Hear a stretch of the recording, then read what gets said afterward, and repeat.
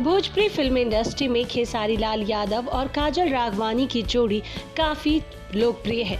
फिल्मी पर्दे पर दोनों स्टार्स और दोनों की जोड़ी इतनी ज्यादा दमदार थी कि इनका हर गाना हर एक फिल्म सुपर डुपर हिट हो जाती थी और दर्शक इनके फिल्में और गाने का बेसब्री से इंतजार भी करते थे।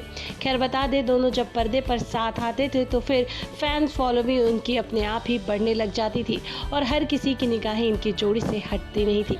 लेकिन इस बार खेसारी लाल यादव ने गाना डाल दे केवड़ी में किल्ली रिलीज किया है। खेसारी लाल यादव का ये गाना फिल्म बलम जी आई लव यू मूवी का है। इस गाने को खेसारी लाल यादव और अक्षरा सिंह ने गाया है।